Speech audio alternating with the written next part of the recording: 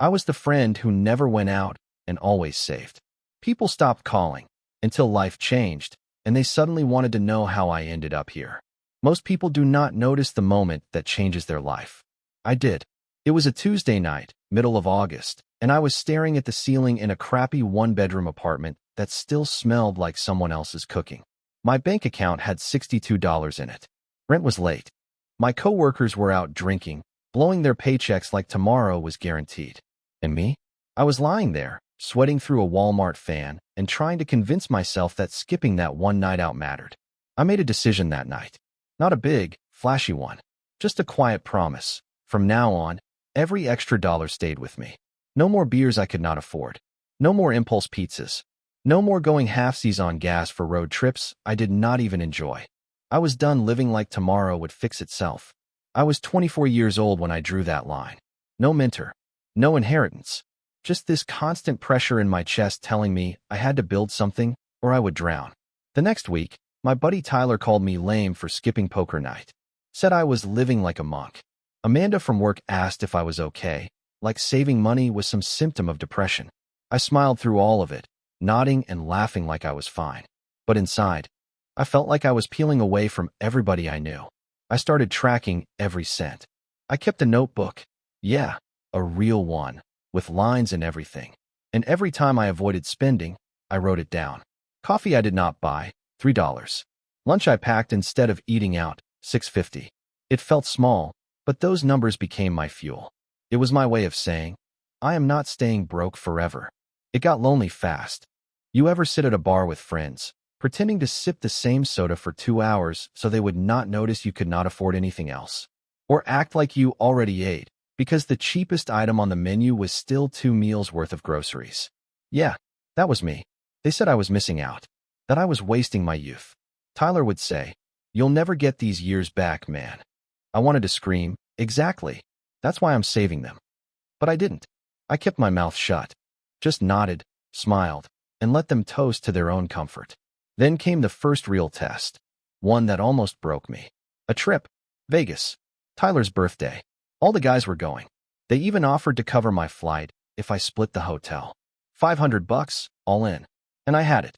For the first time in a long time, I actually had that kind of money saved. I almost said yes. That night, I sat on my mattress. No frame, just a mattress on the floor, holding my wallet in my hand like it had the answer. I could go. I could pretend, for one weekend, that I belonged. But then I opened that notebook. Page after page of quiet sacrifices. Hundreds of small decisions that nobody saw. That was my real trip. That was my Vegas. And if I cashed it in now, I was starting over. So I stayed home. Told them I had to work. Tyler called me boring. Amanda said I was becoming a ghost. Maybe they were right. But something was coming. I could feel it. I just did not know yet that it would cost me more than a few nights out. It would cost me almost everything. After Vegas, the teasing turned into distance. They stopped inviting me to stuff. Group chats got quiet. Birthdays passed without texts. I would walk into the break room and feel the shift in air, like I had missed the punchline, but I was the joke. At first, I told myself it was temporary. People just needed time. But deep down, I knew I was drifting into a different current. That fall, I found an old laptop on Craigslist for $50. Screen was cracked, battery barely held a charge. But it booted. That was enough. I started teaching myself spreadsheets, tracking my savings like it was a business. Rent, groceries, transportation. I broke everything into categories, color-coded and all. Nerdy as hell, but it gave me control in a world where I had none. While my friends were dropping $400 on concert weekends and new phones, I was stashing $20 bills in a fireproof box under my sink. I picked up a side gig delivering food. Wore out the soles of my sneakers in 3 months. Listened to finance podcasts while stuck in traffic, absorbing stuff I barely understood. I was too tired to hang out anyway, so it worked. Temptation was everywhere, though. Flash sales, Instagram ads, people showing off the stuff they just bought, new kicks, trips, tickets. I would scroll through it all and feel that itch, like I was missing something important. Like joy had a price tag, and I was too cheap to buy it. One night, I came close to cracking. It was Amanda's going-away party. She was moving across the country for a new job. Everyone was going. They booked a rooftop spot downtown. Drinks, dinner, the whole thing. I stared at the invite for a long time. It felt bigger than a party. It felt like one last chance to belong. Like showing up meant I still mattered to them. I had just over 900 saved by then. That was months of skipped pleasures, of pretending to enjoy instant noodles and store-brand cereal. The party would cost at least 100. I stared at my fireproof box for a long time. Then I put the lid back on. I did not go. That weekend, my power went out. Transformer blue or something.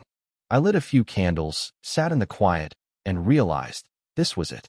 This was the moment I disappeared from their world completely. I had not changed my number. I had not moved cities. But I was gone just the same. And for the first time, it did not hurt. Not like it used to. I was building something. They just could not see it. What I did not know, what none of us knew, was that something big was about to happen. And I would not be the one left scrambling when it hit. It started with whispers. Then the layoffs came. First it was 2 people from marketing. Then 5 more from sales. By the end of the month, almost a third of our office had vanished. Boxes packed, badges turned in, elevator rides down to nothing.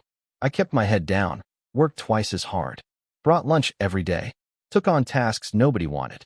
Every paycheck, I split it 3 ways: bills, emergency fund, investments. No room for anything else. Tyler lost his job the second round. He posted something online about how loyalty means nothing and corporate greed is wild. A week later, he was tweeting photos from a beach trip like none of it mattered. Amanda's new gig did not pan out. She moved back 2 months after leaving, quiet about it. I only found out because she updated her location on social. It was like everyone around me had been hit by the same wave, and I had been standing just far enough back not to drown. I did not celebrate it. I am not built like that. But I will not lie. I felt something. Not pride exactly. Not relief either. It was more like confirmation. Like the universe had just nodded and said, yeah, you were right to prepare. By that winter, things were getting tight for everyone. Credit card debt, rent hikes, pay cuts. People started posting vague stuff online about hard seasons and tight budgets. Meanwhile, I was sitting on over $6,000 in savings. No debt, no car payment. I had even started investing, small amounts, but consistent. My coworkers started noticing little things. How I brought lunch every day. How I wore the same coat all winter. How I never joined happy hour, but never seemed broke either. Man, you must be hiding some trust fund, someone joked once. I just smiled. They did not know about the nights I spent in the cold with no heat because I refused to turn it on before December. They did not know about the meals I skipped, the dates I never went on, the things I told myself I did not need. They only saw the results. One night, Tyler messaged me. First time in months. He said he was just checking in, but I knew what was coming. Said things had been tough, and he was looking to make some changes. Asked if I had any advice. That same day, Amanda posted a quote graphic on her story. Discipline is remembering what you want. Funny how people come around. But what none of them knew, what even I did not fully understand yet, was that the real test was still coming. And it would not just test my savings. It would test who I had become. It started with a phone call from my old landlord. He said someone had come by asking for me. Said they looked official. No badge, no card, just questions. About where I worked. Whether I still lived in the city. It made no sense. I paid my taxes. No warrants. No debt collectors. But something about the way he said it made my stomach turn. That same week, I got an offer from a recruiter. Remote gig. Good money. Big name company. It felt like validation, like all those nights I spent grinding in silence were finally paying off. I almost said yes right away. But there was a catch. They wanted me to relocate. Not right away, but eventually. They said the team would work better in person. Just a formality, maybe. But I knew what that meant. It would mean starting over. New city. New lease. New expenses. Goodbye savings. And part of me wanted that. God, I wanted it. I had spent so long denying myself things that I had started to forget what it felt like to want. I imagined a real place. Not a shoebox with peeling paint. A full-sized fridge. Maybe even a washer-dryer in unit. I imagined furniture that did not come from a sidewalk. Meals I did not have to plan 2 weeks in advance. Maybe even a dog. I was tired of discipline. Tired of saying no. Tired of being smart, while everyone else lived loud and fast and messy. So I did what I always did when I could not think straight. I pulled out my notebook. Flipped to the very first page. I saw the date, August 12th. The night I made the decision to save. And below it, A sentence I had written in shaky handwriting, like I was not even sure I believed it at the time. I will suffer now, so I never have to beg later. I stared at that sentence for a long time. That job would pay well, but the move would eat it alive. Higher rent, new expenses, new furniture. That raise would disappear into lifestyle creep before I ever saw a dime of it. So I turned it down. I stayed in my little apartment with the flickering light in the bathroom and the heater that wheezed like it was dying. I kept tracking, kept saving, and 3 weeks later, I found out who had been asking about me. It was not a creditor. It was my father, the man who walked out when I was 9, who had not called me in over a decade. Why? Because he needed help. When I first heard it was my father, I did not believe it. I thought the landlord had gotten it wrong. Maybe it was a scam. But then I got the letter. Actual paper, stamped and folded, like it was the 1990s again. No return address. Just his name. Franklin Wade. I had not seen that name in almost 15 years. Inside was a single page. Sloppy handwriting, like he was in a hurry or maybe shaking. He said he had fallen on hard times. Medical bills. Lost his job. Something about a busted transmission and overdue rent. He heard I was doing well. Figured maybe we could talk. He used words like son and family, even though he had not earned either in a long time. It is a strange thing, reading a letter from someone who taught you how to disappear. This was the same man who left me and my mom in a 2-bedroom apartment with a fridge full of nothing. The same man who showed up once a year with cheap promises and the smell of cigarettes clinging to his coat. The same man who, when I asked him why he left, said, "It just got too hard." And now, he wanted help. The part of me that had been saving, sacrificing, grinding, it flared up. I thought, no, not a chance. You did not build this. You do not get to benefit from it. But another part, the quieter one, remembered the way my mom used to talk about forgiveness. How she said holding on to bitterness was like drinking poison and expecting someone else to die. I hated that quote, but I could not ignore it. I sat with that letter for 3 days. Never told anyone. Not that there was anyone to tell. Then I called the number he scribbled at the bottom. It was one of those cheap burner phones. I could tell right away. The signal was trash. His voice was rough, like gravel and guilt mixed together. We talked for 6 minutes. He told me he was living in a rented room above a gas station. Said he had no credit, no savings, nothing. Asked if I had a little to spare. I told him I would think about it. After I hung up, I sat there staring at my savings log. $12,862. It looked like a fortune, but it had taken me nearly 4 years to build. I had skipped dinners, missed birthdays, walked in the rain just to avoid paying for ride shares. That money was not just cash. It was me. And yet, I wired him $500. No note. No explanation. Just silence. I figured that would be the end of it. But it wasn't. Because the moment I helped him, everything around me started to change. And not all of it for the better. The thing about helping someone like my father is they do not say thank you. At least not in the way you want. I sent that $500, thinking it would be a one-time thing. A quiet gesture. Closure, maybe. But a week later, I got another message. This time it was a voicemail. His voice was upbeat, too upbeat. He said the money really helped, and that things were looking up. Then, almost casually, he mentioned that his room was month to month, and if I had it in me, maybe I could help him stay afloat until he got a new job. He said it like it was nothing, like I was just pulling money out of thin air. I never responded, but I could feel something shift in me after that call. Something bitter. For weeks, I had trouble focusing. The things that used to give me peace, spreadsheets, budgets, my little routines, they started to feel hollow. I began questioning everything. What was the point of saving so much if people just came out of the woodwork when they needed a piece? Was I just building a lifeboat so others could climb aboard once the storm hit? I started seeing it everywhere. At work, a guy who used to brag about his car payments asked if I could cover lunch just this once. A neighbor asked to borrow $100 for groceries, just until Friday. Everyone around me, once so proud, was starting to flinch, struggling under the weight of choices they made when times were easy. And there I was, debt-free, money in the bank, a growing investment account. No one knew how close I had come to blowing it all on that recruiter offer. No one knew about the nights I ate rice and beans so I could afford an oil change. But now, it was like they could smell it on me, the stability. I had become the friend with money. Tyler texted again. Said he was thinking of getting serious about his finances. Asked what apps I used. Amanda messaged me asking for budget hacks. A guy from high school, someone I had not spoken to since graduation, messaged me on Facebook asking if I had any tips for getting out of a hole. They were not mocking me anymore. They were circling. That winter, my heater broke. The landlord took 2 weeks to fix it. I slept in socks and 3 layers, huddled under a blanket. I could have paid to stay somewhere else, but I didn't.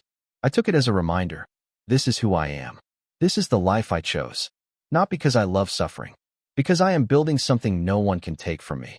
And then came the email. Subject line, opportunity to purchase. It was from a property management company. The small apartment complex I had been renting from for years, the one I had silently endured, was going up for sale. And the price? Way less than I ever imagined. I stared at the numbers, ran the math, checked my savings. It was possible. Barely, but possible. If I wanted, I could go from tenant to owner. But if I did, everyone would know. And that is when I realized staying invisible was never going to last forever. I did not tell anyone at first. Not about the email. Not about the offer. Not about the fact that, somehow, after years of skipping takeout and wearing the same shoes until the soles peeled off, I was actually in a position to buy something most people never even dream about. It was a small building. 8 units. Nothing fancy. Outdated siding, cracked pavement, a smell in the hallway I could not identify. But the math worked. The place was undervalued. The owners were retiring, moving out of state. The area was growing, slowly but steady. With a small down payment and a tight budget, I could make it happen. Live in 1 unit, rent out the others, and cover the mortgage. Financial freedom. That was what the finance podcast called it. All those nights I stayed in, all the ridicule, all the fear and discipline, it had led to this moment. But here's the thing no one talks about. When you step out of the shadow, people squint at you like they never really saw you before. Tyler found out first. He ran into me near the leasing office one day, saw me walking out with the seller and some paperwork. His smile faded into confusion real quick. Asked if I was moving out. I told him no, I was buying. He blinked, then laughed, like I was joking. I didn't laugh. He asked, "You serious?" I nodded. "I'm under contract." He just stood there, looking at me like I had said I was joining NASA. A week later, Amanda called me. She said she heard I was buying property. I could hear the hesitation in her voice, like she was still trying to decide if she believed it. Then she said something I will never forget. She said, "I thought you were broke all this time." I told her I had just been quiet. Not broke. Quiet. After that, it spread fast. People I had not heard from in years started popping up. The same ones who used to tease me for being boring, frugal, stingy. Now they were suddenly curious, asking how I did it, what my secrets were, how they could get started. Tyler texted asking if I could help him with a budget. Amanda asked if she should sell her car. A former coworker offered to buy me lunch if I could teach him how to invest. Funny how fast the laughter dies once the results show up. But I did not feel victorious. I did not feel smug. If anything, I felt exposed. I had spent years blending in, keeping my head down. Now people were treating me like I had cracked some kind of code. But there was no code. Just 1,000 tiny choices no one had seen. And still, none of them knew the full story. Because I had not told anyone what I did next. Not even my father. Because after the building came through, I bought his freedom too. I do not know what made me do it. Maybe it was the letter. Maybe it was the voicemail he left on my birthday, rambling, half apologizing, half blaming the system. Or maybe it was just the fact that, deep down, I wanted to believe that people could change. Even the ones who abandoned you. After I closed on the building, I had enough left over for one more move. Barely. So I called my father again. Told him I had a place. Told him he could have one of the downstairs units. The small one with the cracked sink and broken blinds. Told him it came with 2 conditions. 1, he would pay something, even if it was only $50 a month, even if I had to give it right back after. 2, he would stay clean. No drinking, no disappearing. He said yes to both. I did not believe him, but I gave him the keys anyway. The first time he walked into that place, he just stood in the doorway, said nothing. Then he ran his hand across the wall, like he was checking to see if it was real. And for the first time in a long time, he looked small. Not pathetic. Just human. Not the monster I had built in my mind. Just a man who messed up, ran away, and now had nowhere else to go. I did not forgive him, but I made room for him. That was enough. For a while, things were quiet. He kept to himself. paid his little rent, cleaned the hallway sometimes without being asked. And me? I was just trying to adjust. People kept showing up in my inbox. Friends, strangers, people who once laughed behind my back, now quoting Dave Ramsey and asking about Roth IRAs. Amanda called me one night, said she was sorry for how she used to act, said she was proud of me. I said thanks. That was all. Tyler stopped by with coffee once, said he was thinking about moving back in with his parents to pay off debt. He asked me what the hardest part was. I told him it was staying consistent when no one clapped. Because that was the truth. No one cheers for discipline in the beginning. No one sees you skipping nights out. No one applauds when you say no to takeout or walk instead of Ubering in the rain. But they notice later. When you do not panic during layoffs. When your car breaks and you pay cash. When you buy a building while they are still paying off bar tabs from 3 summers ago. And yet, I did not feel better than anyone. I just felt still, like the storm had passed. And I was one of the few who had built a shelter before the clouds rolled in. But the story was not over yet. Because I made one more decision. One I never thought I would make. And it would change everything, again. It started with an envelope. No sender listed. Just my name, typed clean across the front. Tucked into the mailbox at the building I now owned. I figured it was junk. Another ad. Another offer to refinance something I had never financed. But when I opened it, I stopped breathing for a second. It was a letter from a local developer. They wanted to buy the building. Cash. Way above market. Apparently, the area had caught attention. New transit line in the works. City grants coming in. They were buying up every corner they could. My little beat-up apartment complex was right in their path. The number they offered? It was more money than I had ever seen in my life. More than I thought I would see before I turned 50. It could change everything. I could sell, pay off every debt, walk away with enough to buy a nicer place, start a real business, maybe travel for the first time in years. I could finally taste the comfort I had been denying myself since I was 24. I sat in my unit for hours that night. No music, just silence. Just the weight of a single piece of paper that could erase every sacrifice I had made. But something inside me, something I could not quite name, said no. Because this place was more than old brick and rusted railings. This building was my life. It was the skip parties, the thrift store coats, the nights I cried in silence after telling friends, I'm good, when I had nothing in my fridge but eggs and rice. It was the mornings I delivered food before clocking in at work. The notebooks full of handwritten numbers and cheap pens running out of ink. And more than that, it was proof. Proof that you do not have to live like everyone else. Proof that discipline, even when it looks invisible, works. I thought about the tenants, the quiet older guy in Unit 3, the single mom in 5 who paid on time every month without fail. I thought about my father, who had just started applying to real jobs again, who had gone 2 months without slipping. If I sold, they would all be gone. Rents would triple. The building would be gutted and flipped. More luxury units, in a city already drowning in them. It would be a win for me. But only me. So I folded the letter and slid it back into the envelope. And I wrote one word on the front. No. I put it in the trash. Because I realized something in that moment. The real win? The real payoff? It was not the building. It was becoming the kind of man who could say no to that kind of money and not flinch. But there was still one last moment ahead. The one that brought everything full circle. Because the same people who once mocked me, they were not done. And neither was I. It was Tyler who said it first. We were sitting at this cheap diner we used to hit after work, back when we were all broke, but pretending we weren't. He had reached out again, said he needed some clarity. I figured it was just another money question. But halfway through his pancakes, he put down his fork and looked at me in this strange way. Not envy, not pity. Something else. And he said, Man, I used to think you were just scared to live. But you were playing the long game this whole time, weren't you? I did not answer right away. Just sipped my coffee. Then he said, How do I become like you? That one hit different. Not because I wanted it. I never wanted to be some example. I was not trying to inspire anybody. But because hearing that, from him, it made everything click.